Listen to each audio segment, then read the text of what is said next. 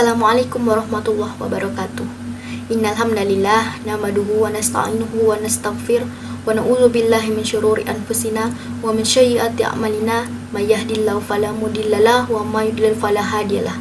Asyhadu an la ilaha illallah wahdahu la syarikalah wa asyhadu anna Muhammadan abduhu wa rasuluh la nabiyya ba'dah. Pertama-tama marilah kita panjatkan puji dan syukur atas kehadirat Allah Subhanahu wa taala yang mana Ia telah memberikan kita nikmat kesehatan sehingga kita dapat bertemu kembali di bulan suci Ramadan ini. Tak lupa salawat serta salam kita tetap curahkan kepada baginda besar Nabi Muhammad sallallahu alaihi wasallam yang mana Ia telah membawa kita dari zaman kegelapan menuju zaman yang terang benderang seperti saat ini. Teman-teman, adalah sebuah kenikmatan yang sangat besar yang telah kita terima dari Allah Subhanahu wa taala, yaitu kita diizinkan kembali untuk bertemu dengan bulan suci Ramadan. Dengan adanya bulan suci Ramadan ini adalah sebuah momentum yang sangat tepat untuk kita mengasah kesabaran diri kita. Allah berfirman dalam Quran surah Al-Baqarah ayat 153, "Wasta'inu bis-sabri was-shalah, innallaha ma'as-sabirin." Wahai orang-orang yang beriman, mintalah pertolongan kepada Allah dengan cara sabar dan sholat. Sesungguhnya Allah bersama dengan orang-orang yang sabar. Dalam ayat tersebut dikatakan bahwa Allah bersama dengan orang-orang yang sabar. Lantas, apakah yang lebih indah dibandingkan bersama dengan Allah Subhanahu wa taala? Bahkan dalam Quran surah Al-Imran ayat 136 Allah berfirman, "Wallahu yuhibbus sabirin." Allah mencintai orang-orang yang sabar. Lantas, apakah yang lebih indah dan lebih manis dibandingkan dicintai oleh Allah Subhanahu wa taala? Teman-temanku sekalian, menahan amarah itu dan melatih kesabaran itu memang sangatlah sulit. Tetapi buah yang bisa kita petik dari hal tersebut adalah buah yang sangat manis.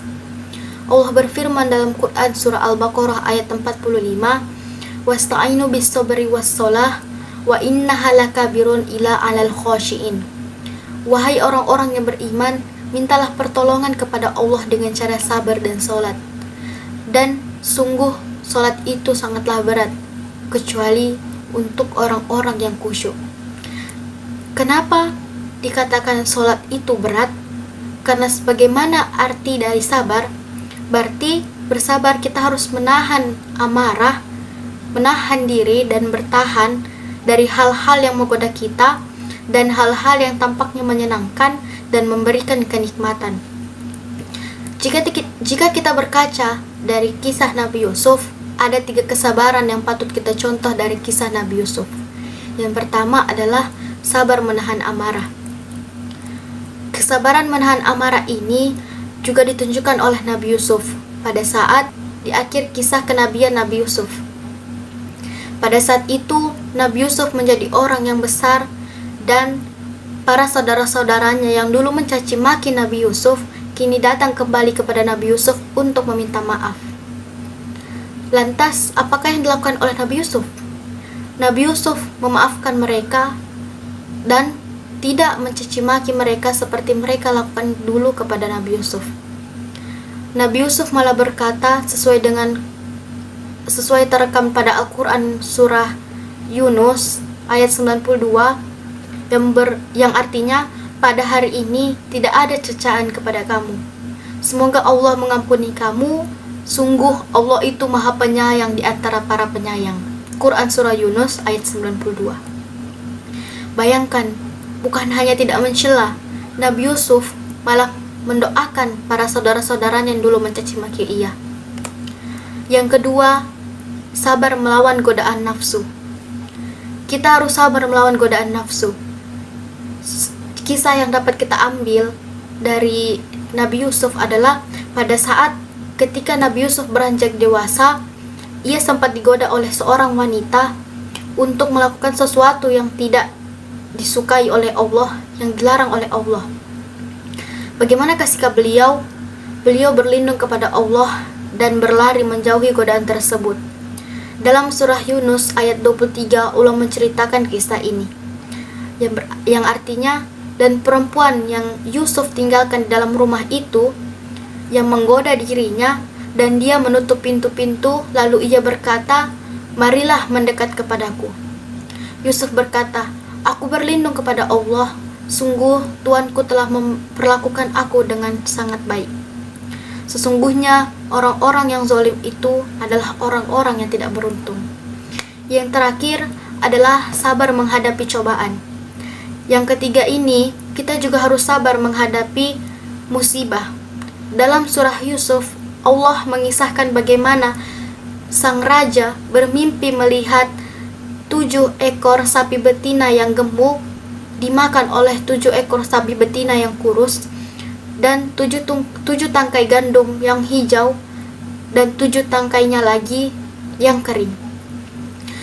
Nabi Yusuf mentawilkan mimpi tersebut sebagaimana Yusuf berkata, "Agar kamu bercocok tanam selama 7 tahun berturut-turut sebagaimana biasanya, kemudian apa yang kamu tuai hendaklah kamu biarkan di tangkainya, kecuali sedikit untuk kamu makan. Kemudian setelah itu akan datang 7 tahun yang sangat sulit, yang menghabiskan apa yang kamu simpan untuk menghadapi masa sulit tersebut, kecuali sedikit dari apa bibit gandum yang kamu simpan. Setelah itu akan datang tahun di mana manusia diberi hujan dengan cukup, dan pada masa itu mereka memeras anggur." Quran Surah Yunus ayat 47-49. Dapat kita lihat bahwa dengan kesabaran mereka akhirnya dapat melewati masa-masa sulit tersebut. Dan 7 tahun yang sulit itu saat dilewati dengan penuh kesabaran akhirnya membuahkan tahun yang manis untuk mereka. Sungguh tepat momentum Ramadan ini kita gunakan untuk lebih bersabar dalam menahan amarah. Dalam kitab Sahih Muslimin, kita menemukan hadis Rasulullah SAW yang diriwayatkan oleh Abu Hurairah.